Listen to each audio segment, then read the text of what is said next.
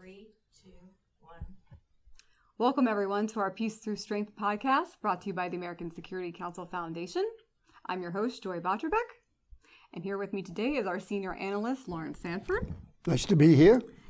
Thank you. And our special guest, Matthew Newgent. It's great to be here. Thank you. And I will introduce him in just a moment. But I want to say we welcome all viewpoints on our Peace Through Strength podcast. Please note that the opinions expressed in this podcast do not necessarily reflect the opinions of ASCF and are those of our guests. And our guest, as I said, is Matthew Newgent from the MacArthur Society of West Point graduates. Mm-hmm. Matthew graduated from West Point in 1996. He majored in Russian and minored in systems engineering. He was a student ambassador to the Soviet Union in high school in 1989. While at West Point, he spent time for language immersion training in post-Soviet Union Russia in 1995. Before West Point, he was enlisted in military intelligence, where he was an interpreter. He's actually been trained in several languages: French, Russian, Arabic, Czech, Spanish, Japanese, and English. I'm glad you know English. Me too. In the Army, he was an engineer officer and served at Fort Bragg. Military schools include Airborne School, Ranger School, Sapper School. His total time served was 11 years. He's a founding board member of the West Point Society of West Point Graduates and the vice president of donor relations and lead for congressional affairs. He's an entrepreneur and business owner. And he is married to his wife of 25 years, and they have 3 children. That's right. Very Still paying for them, too. Yeah. Sir. That my wife would stick with me. God bless my long-suffering wife. So thank you very much for being with us today. You bet. It's great to be here. Hey, it's an honor to be here with you guys. Your heritage goes back to the 50s. I understand that the vision you gave to President Reagan, peace through strength, and which is part of our vernacular in the context of defense every day. Thank you. It's great to be here. So, and Larry, so you guys ready to go? We are ready to go. Okay, so first we're talking in the context of West Point. So, as a baseline for everybody, West Point commissions officers to lead the U.S. Army. West Point is the largest single commissioning source. About 25% of all Army officers come from West Point. About 75-80% come from mostly ROTC and some officer candidate school, which is a 90-day course, okay? West Point does set the standard for Army officers and is vital to our national security. Typically, where West Point goes, the Army goes, all right? So West Point attracts the best and brightest young men and young women in our country. Now, these young men and women expect West Point to steer them straight and develop them into leaders of character who win our country's wars. 90 to 95% of everything West Point does is good or better than I was there, okay? But in some degree, West Point is failing, okay? Now, as a member of the Long Gray Line, those are, West Point graduates, and a member of the MacArthur Society, we are a friend of West Point. We want West Point to succeed in developing leaders of character who win our country's wars. It's also incumbent upon us, we are duty-bound to speak up where there is a threat to West Point, which is why we're here today. But let's set the table for our discussion. The big pictures are here. Now, if I was to be speaking to anybody, it would be speaking to cadets. Because cadets, we go in with such high hopes, and really it's a rosy picture of what in fact is a war, okay? The big picture is that there are enemies in this world who hate America, okay? I mean, the first time someone told me that Iran has an I Hate America Day, I did not believe it. And even when, really, Matt, they're chanting death to America, death to the great Satan. Even though someone I just did not believe it. It was so against my paradigm. There are people, not necessarily just Iranians, but they hate our Judeo-Christian heritage, which stands in the way of Marxism and tyranny. They hate our Republican form of government, where leaders govern by the consent of the governed, which makes tyranny difficult. They hate our right to property, which stands in the way of state control of property. It's very difficult to defeat the United States from the outside. We have a very strong military. We have a massive body of land. We have great coasts, great navies, And as an Army guy, that's tough to say, you know, because it's a so how do you defeat the United States? Well, remember back in World War II, the Maginot Line, which was supposed to be a deep defensive structure between Germany and France? All that the Germans did is go around it. So what do our enemies do? They just go around they try to defeat us from within. And the phrase for that is ideological subversion. Now, in a very loose paraphrase, that means changing the way people think in order to gain incremental control of the institution or a country. This applies to a military academy, an entire army, and even an entire country. Now, the term ideological subversion sounds pretty spooky, conspiracy theory-like to me. It did me the first time I heard it. But ideological subversion is real. And here's some evidence that goes back many decades. Here are just three. The 45 communist goals, the Soviet spy, KGB spy who defected to the U.S., and the former Soviet leader, Nikita Khrushchev. So focusing right now on the 45 communist goals, which, by the way, Congressman A.S. Herlong, a representative from Florida, by the way, okay, read into congressional record on January 10th, 1963, the 45 communist goals. Now, here are a few of them. Now, you'll notice that whether you're an intelligence expert or not, it's clear that the Marxists have had a degree of success. Here are only four of those goals. Gain control of the schools. Capture one or both political parties. Gain control of media. Gain control of big business. Okay. Next, former Soviet KGB spy who defected to the U.S., Yuri Bezmenov. Okay. If you haven't heard him, this is what transformed me to being just a kind of a go along to get along, have faith in the leaders of our country, and I started to say, hey, you know, hold back here, what's going on? And in one of his many videos that he made, he said, now he was a high level in the KGB, he said 85% of what they do is overt, out in the open, and it's information warfare. Okay? Next, and thirdly, Nikita Khrushchev, former Soviet Union first secretary, basically their president. In the late 1950s, there's a quote attributed to Khrushchev, "Мы вас раздавим," which means, we will crush you. It's also attributed to him that he said, the children of your grandchildren will be communist and will not have to fire a shot. That was around 1960. And this year is 2024. Is it prescient that he said that, or just he knew what he was doing? Maybe both. Too bad he wasn't talking about his own grandkids, because they're not communists anymore. That is shocking.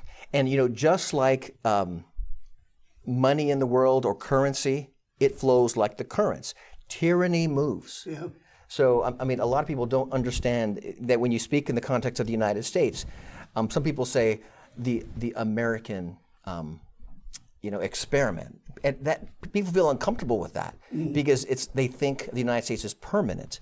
It's not true. It's changing all the time. It is. It is. And you brought up a good point about our history, and we started out fighting against communism, and here we are still fighting against communism. That is the crux of why the MacArthur Society is here. It's great to be talking with you guys. So how does this subversion unfold? Okay. So I'm glad that you asked that. Marxism, how I interpret it, is a recipe book for tyranny that anybody can use, really. Now, it's the major leaders that, turn a recipe book into tyranny. There was Lenin and Stalin of the Soviet Union, Mao Zedong of China, Pol Pot of Cambodia. More recently, two of the founders of Black Lives Matters are self-avowed Marxist, okay? So now when it comes to West Point, I will reaffirm this. 90 to 90% of what they do is great or better. We're talking the facilities, the training, the technologies. Also, the cadets at West Point, and this is almost a quote from the findings of the Borman Commission, which was a commission stood up by President Carter at the time because there was a big cheating scandal. And Frank Borman, former West Point grad, Air Force pilot, and NASA astronaut, he led it. And he said, the cadets at West Point are a remarkable group with unquestionable devotion to the Academy, the Army, and the nation.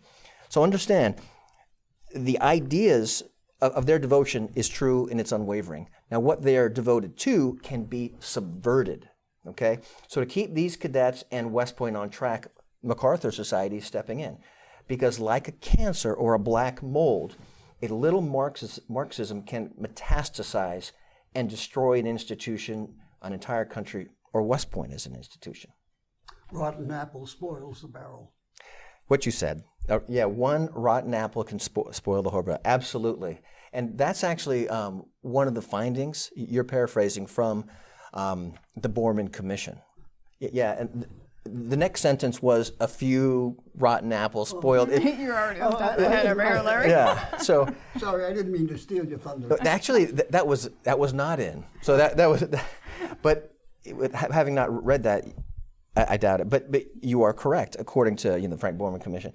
So how does the MacArthur Society fit into this equation? Okay, so the MacArthur Society's mission is to preserve, defend, and advocate for West Point's history, purpose, and principles of duty, honor, country.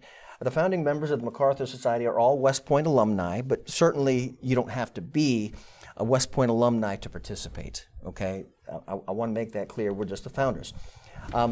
There are many West Point grads who have reached out to us, to the MacArthur Society, who have voiced grave concern over some of the problems at West Point. So in many ways, the MacArthur Society is the voice of many members of the Long Gray Line, okay? And the Long Gray Line is basically the guardian of West Point. And this is what we recently found out, without divulging too much.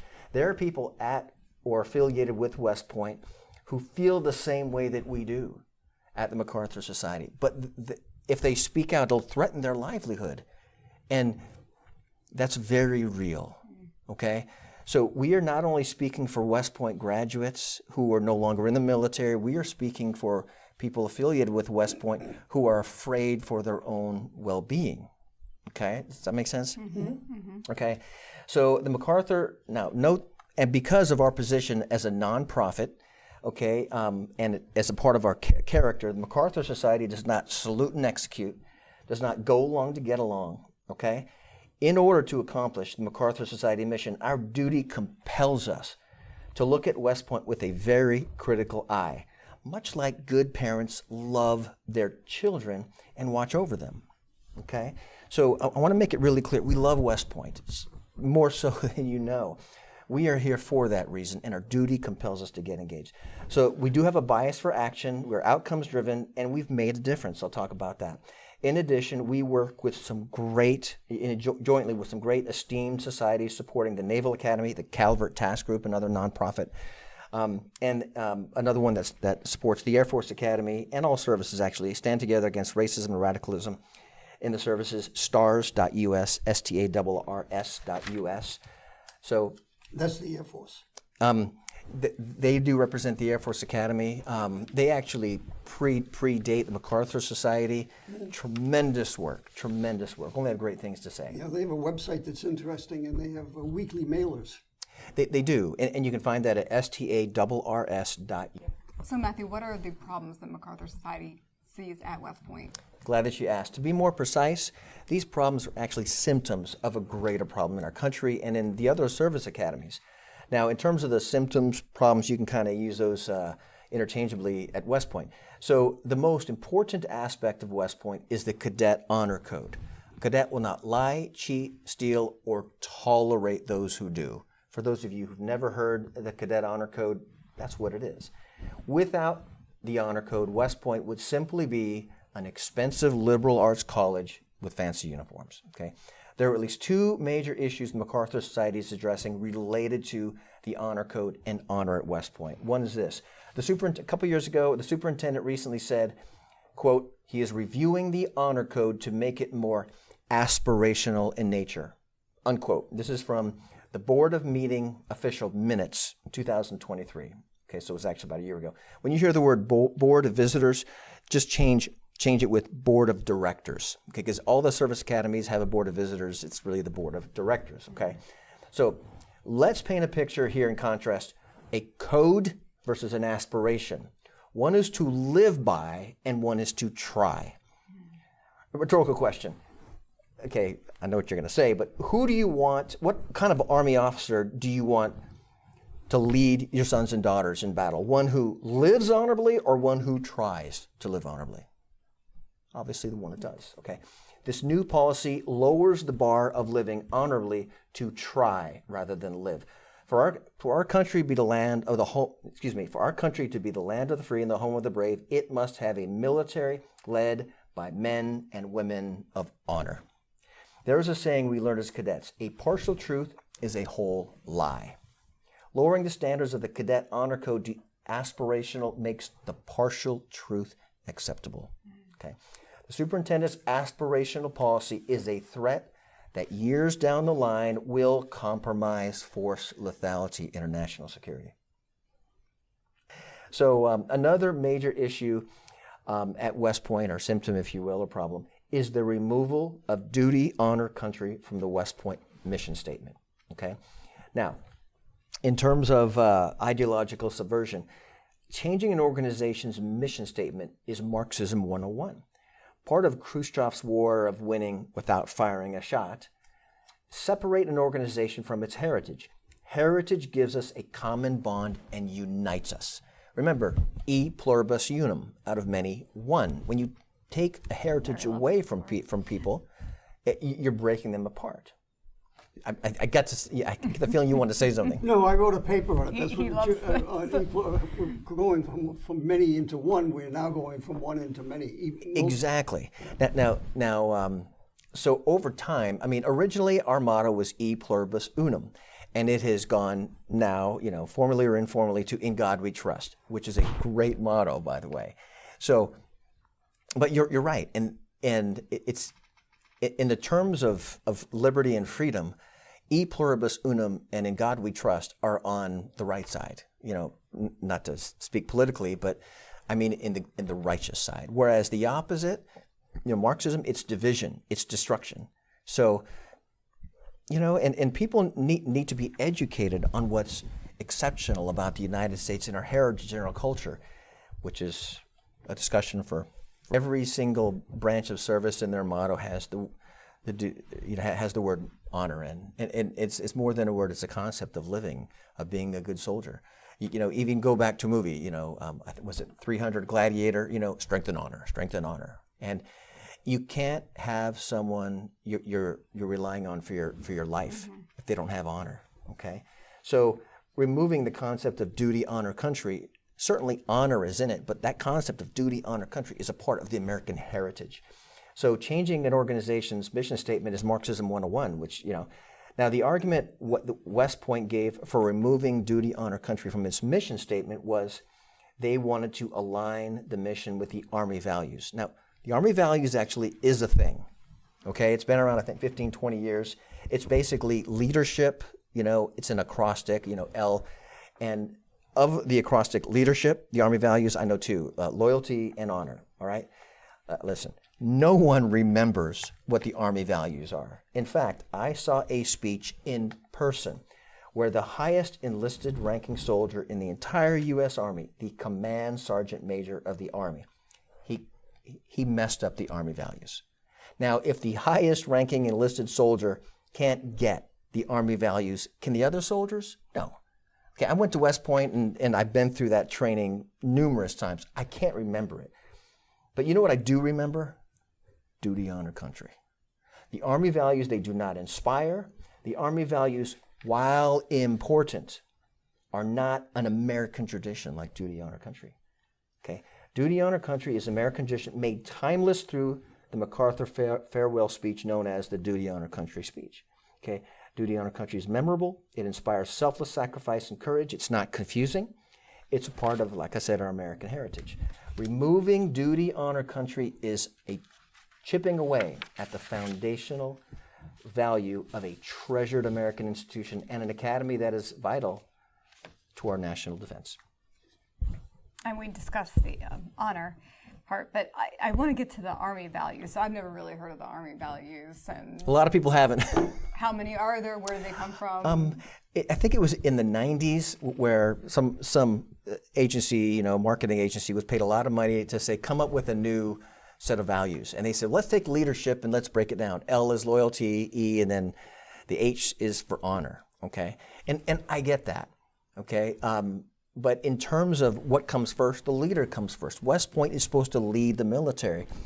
Are the Army values important? Yes, but they're not as good as duty on our country.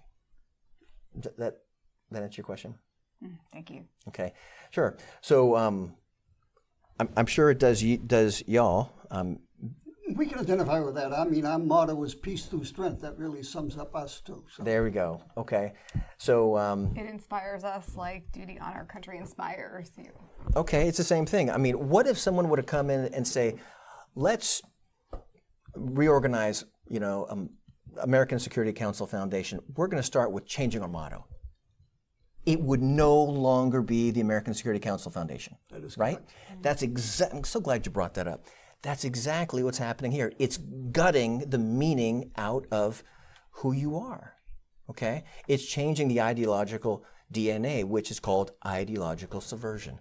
Now, why the leadership at West Point don't get this, that's for later in this conversation. But shifting over, if I could, to another major issue is too many civilian professors, okay?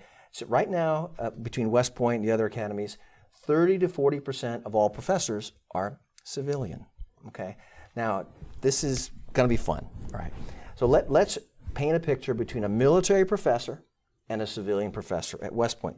These are true and very personal to me. So when I was a cadet, we loved having military professors, okay? Especially if they've had combat experience. I was just going to ask you, have they had combat experience? Absolutely, those are the best, because whenever we had a lull, we're like, sir, ma'am, tell us a story, which is how I was inspired to become a combat engineer and an airborne ranger, okay?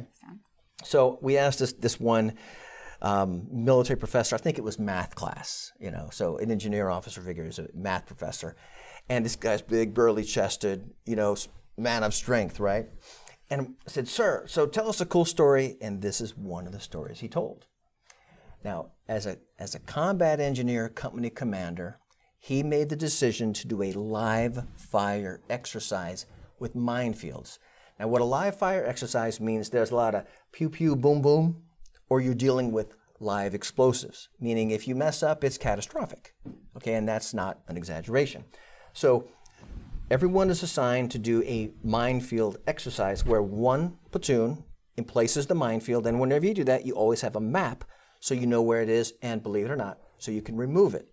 So while the other companies in the battalion decided to do it with inert mines, he decided to do it with live mines. Pretty crazy, right? Yeah, your husband would love that. You probably would. Well, what he did was, okay, first platoon, you put these live mines, you got to activate them, into this minefield here. And he took the map and he gave it to second platoon and said, second platoon, now you take the minefield out. You remove the minefield. And we're thinking, we're wrapped in attention. And I said, sir, where were you? He goes, cross his arms, he goes, in the middle of the minefield the whole time. And I said, that's exactly what I want to do. Okay? And that's what I did. Now, mind you, this was before 9/11, before the Iraq War. He later went, and his company was the only company in his battalion to bring all his troops back alive. Now, there are a lot of factors that come into play, but definitely you want to fight and train the same way, because you'll be better. Okay? Now, going over here to a civilian professor. Okay? One such professor co-chairs a diversity and inclusion studies minor at West Point. Now, understand that diversity and inclusion as a study is cultural Marxism.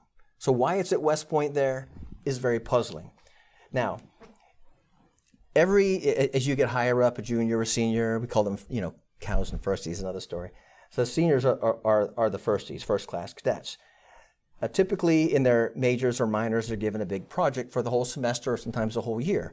One of the professor-approved topics, are you ready for this? And here was the title of the study.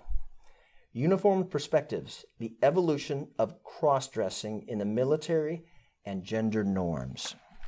Are you joking? At West Point? I wish I were. I wish I were.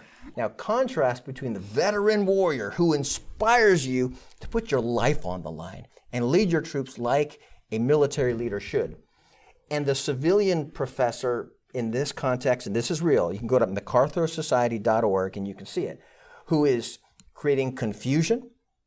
And in many cases, and this is what cultural Marxism does, it gets you to hate who you are, to hate your country, and create division. See, I don't blame the professor. I blame the administrator that allowed that course to be implemented. I 100% agree with you. The enemy was led into the gate. Somebody led it into the gate. Yes. What was the necessity of the course? That is a great question, Joy. What year was this, by the way? Do you know when it was first introduced?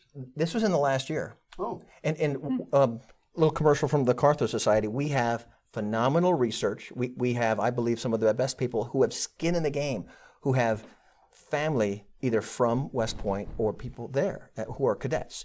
So you get great reporting, and we also have some sources within West Point who are giving us this information. So it's very reliable. If you want to know what the latest is, you can go to MacArthurSociety.org. So maybe we should ask one of those students what they learned from that class. Oh, yeah. That's a good question. That is a good question. Okay, so so a lot of people in the country, they would never think this is going on. It shocks us too. Yeah. I mean, I have to reread some of these things because it's so against our paradigm of what is good. You think everything at West Point is bright and cheery. Now understand what is good in the world, not necessarily spiritually, but what is good in the world. It's like balancing something. It's only there for a moment. Reagan said, you could probably say it better than I could, but freedom can be lost in a generation. That's right. What is good at West Point, at Annapolis, and the Air Force Academy can be lost, and it has been. So it's up to us, the vigilance, to to get engaged, and that's what we are. So there are other symptoms of this cultural Marxism infection, is what we call it. Here's another one, okay? And I hate to bring this to you, but it is true. It's called a gay West Point brand. Okay, now, I did say a gay West Point brand. So to understand the significance of rebranding the West Point brand, we have to talk about football. I love Army football. I've been to so many Army games. I am a fanatic, okay? So if you hear me talk, you can say, Matt, you love Army football too much. That's okay. I get that. Last year when I saw it, it was neck and neck with Navy. The Army-Navy thing is like the Navy is our friend except for one day of the year, and that's the Army. That's it. Just so everybody knows. Okay. So it was closed. It was in the fourth quarter, and all of a sudden, an Army football player breaks through the line. It was a turnover. My two teenage boys next to me, in my left arm, I grab both of them and say, "Did you see that?" And they're like, "Dad, what's wrong?" I lifted them off the ground, both of them with one arm, and they're taller than I am, okay? That's how crazy I am. And I'm not the only one, okay? Remind me not to go to a football game with you. Well, you'll have a good time. You will have a good time. My husband will tell you I love football just as much, trust me. Okay. Now the West Point logo is a shield, it's a shield. And in the background is a sheathed sword.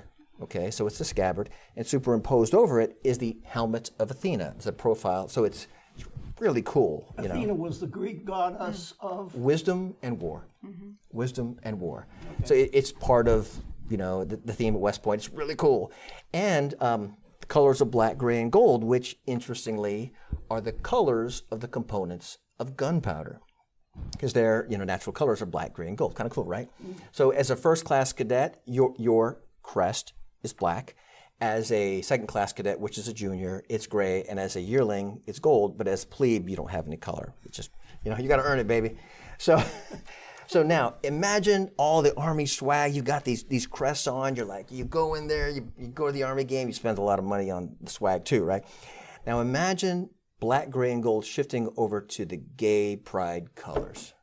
But you have to ask yourself, what were they thinking? What were they thinking? Mm-hmm. And let me tell you, I work kind of in the business world too. You protect your brand. It's kind of like if you were to take, peace through strength out of your motto. Yeah.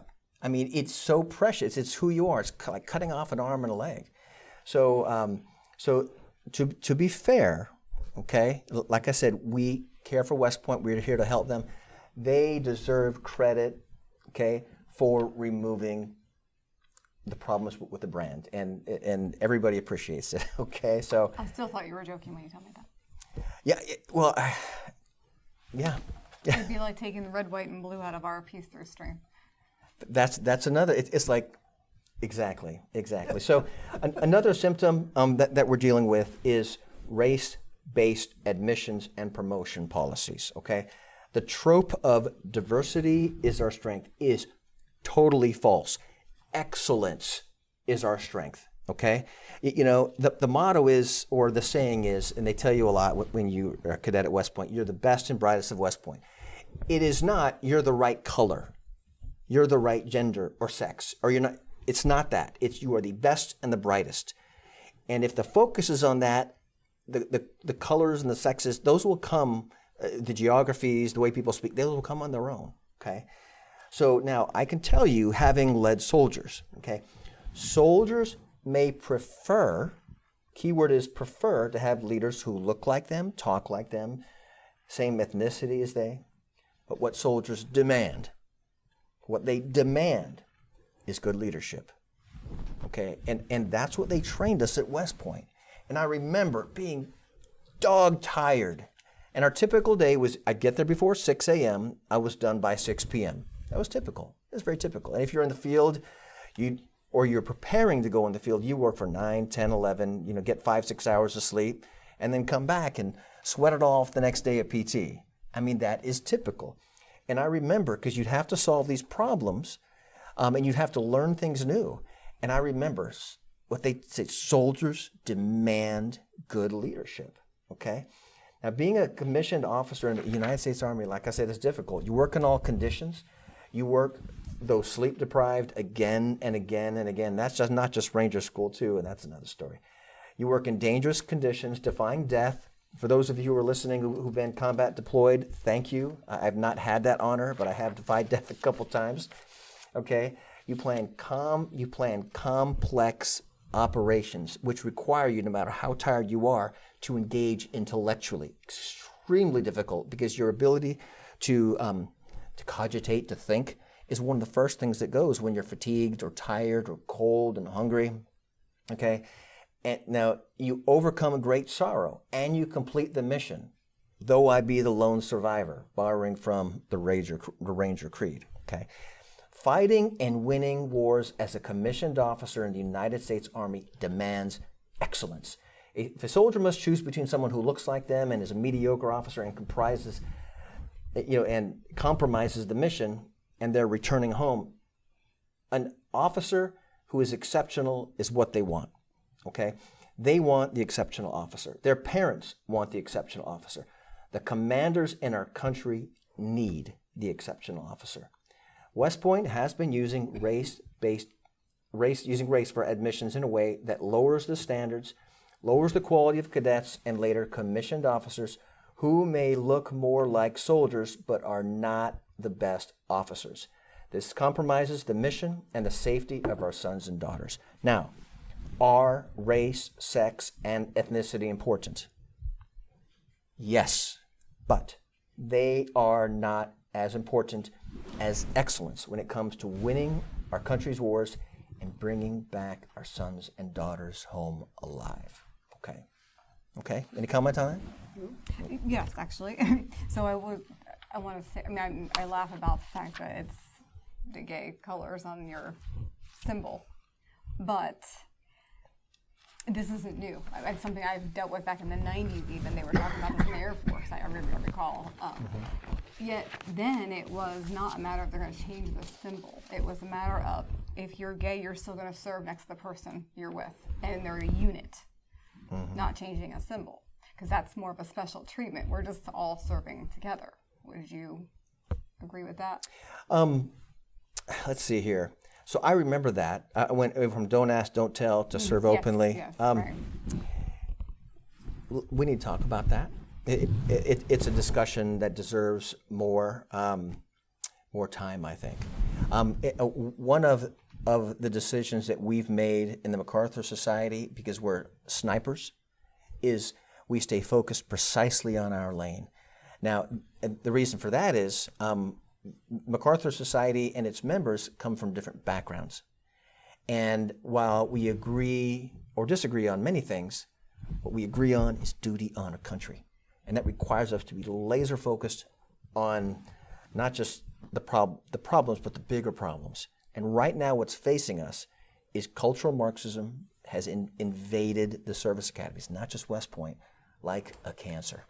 Does that answer your question?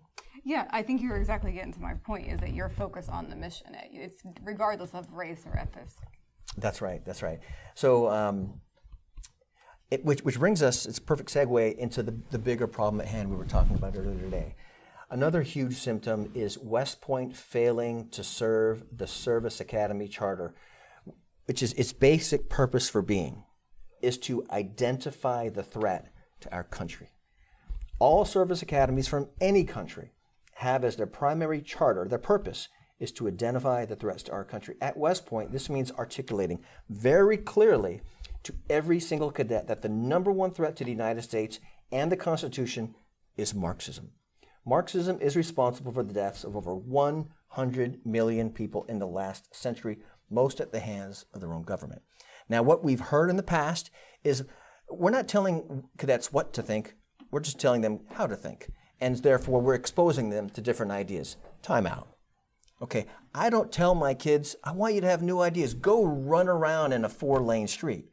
What I say is, you can learn what you can within this lane. Understand that will kill you. So what West Point is lacking, and the other service academies too, is identifying the threats, and that is Marxism. In fact, based on our observation, West Point, along with Naval Academy and the Air Force Academy, have also failed in this. Worse, each service academy, which we witnessed here earlier in this conversation, have embraced Marxism and fed the cadets the poison. Think about that. Now, what you said, Larry, is someone allowed this. I 100% agree with you. So this problem goes back, goes up. Okay, so that's where we come in, MacArthur Society. We bring this information to the public and commentary to people like great organizations like you and your audience. Thank you. Please share this. We also liaise with members of Congress to educate them on these issues. Understand that I love West Point. I'm committed to it. I'm very proud to be a West Point alumni. Some people have told me, just let it go. I will not let it go. Okay. I finished my service honorably, but my oath to support and defend the Constitution does not expire until I do. Okay, so what do we want to do? We want to retain what is good, reform what needs reformed, remove what needs to be removed, and improve what needs to be improved. Excuse me. So there are some big goals there for MacArthur Society. Is this possible? Yes, yeah, you're right, Joy. These are some big goals, but we're compelled by our duty and armed with the truth. Okay, and we have actually had some successes. Okay, some of the successes that we talked about is we brought to light the removal of duty, honor, country, an article that actually went viral in 24 hours. It was published by CD Media. Okay, look it up. Duty, honor, country removed from West Point mission. It was on a Saturday. By Sunday, it went viral. And there were 3 answers, basically responses. One is DEI is fine. The other is they were angry. People that there's no way. And the third is fake news. Well, our president, Bill Prince got on there and said, sorry, not fake news. Look at page 8 from the publication at the Board of Visitors, and then it went really viral. And what happened is West Point leadership had to respond, which is what we need. Do we agree that they removed it? And they did. I think they should have stopped and said, let's take a look at this. Because, like I said, the MacArthur Society, we're just not a bunch of old grumpy men. Well, we have some women too, but that's not the point. Okay, we are a voice for many West Point grads and Americans, patriotic Americans who are concerned. And we're a voice for many people at West Point, including cadets, who know that their position there will be compromised if they speak out. Okay, so another thing is we influence the removal of the gay West Point brand. Okay, like I said, we managed a way to get it there, and I will say again, much to the credit of West Point leadership, they took the gay West Point brand swag down. We are grateful the alumni are grateful, and the West Point brand and reputation are better off. So we also have some current projects. We're recommending a joint special commission for reform of all 3 service academies, West Point, Annapolis, and the Air Force Academy. We're building a coalition in Congress for support of such a measure. Good news, it's building momentum. Okay. The other is removing one of the 51 liars, Michael Morrell. Okay. And I believe West Point will make the right decision and remove him. I really do. And that's what we're here for. Okay. Well, that's very impressive, Matthew. And the MacArthur Society is certainly influencing positive change at West Point. Thanks. Well, borrowing the phrase "peace through strength," we stay strong by shoring up our weak points. Okay. By and large, Americans think of warfare in the context of like a World War II style. Okay. Tanks, guns, air power, and clearly defined enemies in enemy uniform, and are able to recognize non-kinetic warfare. Warfare constantly changes. Okay. Kinetic warfare is still important, but the enemies of the United States have made their way into our country primarily through non-kinetic means. Okay? I'll let Larry speak to this because he talks a lot. I talk about gray zone. I'm a big fan of the United States should institute gray zone activities. What do you mean by that? It's non-kinetic. So Okay. you have Voice of America, broadcast, subversion through the social media. There's all sorts of non-shooting kind of actions the United States should be doing. So, and we should also state our mission. You know, Iran preaches death to America, death to Israel, the great Satans. Yeah. We should be saying, our statement is that the Iran should be ruled by civilians and not the mullahs. And we should have as our mission that the people of Iran and help the people of Iran as best we can, without guns, to get rid of the mullahs. So we're in agreement. Yes. In fact, gray zone, I haven't heard of that one yet. You know, non-kinetic warfare is one of the names. There's also asymmetric warfare, unrestricted warfare, which we talked about earlier today. The Chinese Communist Party are masters at this all these warfares that They're psychological warfare, information warfare, political warfare. In fact, unrestricted warfare, like we talked earlier today before the podcast, is the Chinese wrote a book translated into English called Unrestricted Warfare. Basically, 2 colonels from the CCP, Chinese Communist Party, said Americans, by and large, are unable to recognize, I'll use the word non-kinetic warfare. They called it unrestricted warfare. And that's because we think like World War II. Yeah. And because of that, we're getting our rear ends handed to us, and they're subverting our institutions. Well, we, you know, at MacArthur, we get it. You guys get it. I think the classic example is TikTok. Joy's heard me talk about this all the time. I do. Keep talking, yeah. TikTok is poisoning our culture, poisoning our political process. Yeah.